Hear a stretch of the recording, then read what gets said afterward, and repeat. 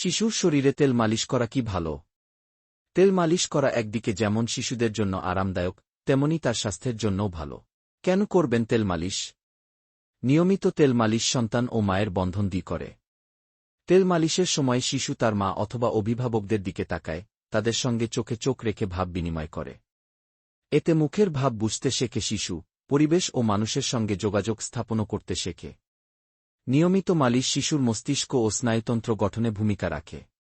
মালিশের মাধ্যমে শিশুর stress hormone বা কর্টিসল কমে এবং সুখী হরমোন যেমন সেরোটোনিন এবং ডোপামিনের নিঃসরণ বাড়ে, যা কিনা শিশুর ঘুম ভালো হতে সাহায্য করে। অনেক বিশেষজ্ঞের মতে সঠিক ও উপযুক্ত উপায়ে তেল মালিশ করলে শিশুর হাড় ও পেশি মজবুত হয়, রক্ত সঞ্চালন ভালোভাবে হয়। কোন তেল ব্যবহার করবেন? সব তেলই একভাবে তৈরি নয়। আবার সব তেল শিশুর গায়ে মালিশ করার উপযোগীও নয়।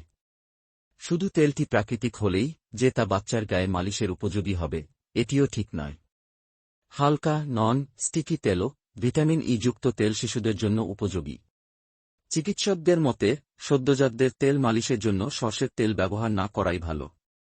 তেল মালিশের ক্ষেত্রে অনেক সময় নাকে তেল ঢুকে যেতে পারে।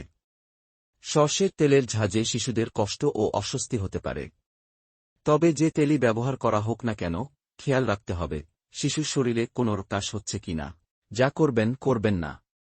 শিশুর শরীরে আলতোভাবে আস্তে আস্তে তেল মালিশ করা উচিত। এ সময় শিশুকে শান্ত রাখার চেষ্টাও করতে হবে। শিশুদের শরীরে তেল মালিশ করার সময় খুব বেশি চাপ দেওয়া উচিত নয়।